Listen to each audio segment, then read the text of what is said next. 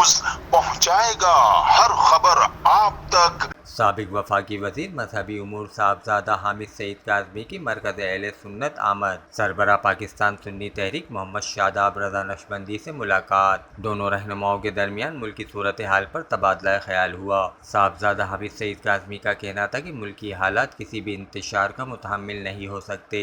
अदलिया का कादियानियों के हवाले से जो फैसला आ रहा है, इसमें ईमान पर बात आई तो बर्दाश्त नहीं करेंगे। इनका कहना था कि दीन इस्लाम और मुल्की सालमियत के मनफी कोई फैसला कबूल नहीं करेंगे। हुकूमती और अहदेदारान की जिम्मेदारी है कि मामले को अफहाम व तफहीम से हल करें। जबकि इस मौके पर पाकिस्तान सुन्नी तहरीक के सरबराह शादाब रज़ा नक्शबंदी ने तबादला ख्याल करते हुए कहा कि इस्लाम और आइन के मनाफी फैसले को अवाम ने न पहले कबूल किया है और न अब कबूल करेगी। उनका मजीद कहना था कि फैसले जिससे उम्मत तकसीम हो जाए बाज रहना चाहिए। इस मौके पर दोनों रहनुमाओं ने खत्म नबूवत पर आवाज़ उठाने पर इत्तेफाक किया।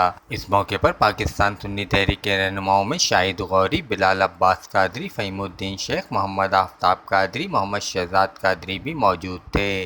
कैमरा टीम के साथ Aamir Kazmi, CNBC city news, Karachi. इस वीडियो को लाइक करें, हमारे चैनल को सब्सक्राइब कर बेल आइकन जरूर प्रेस करें हमारी न्यू वीडियो सबसे पहले देखने के लिए।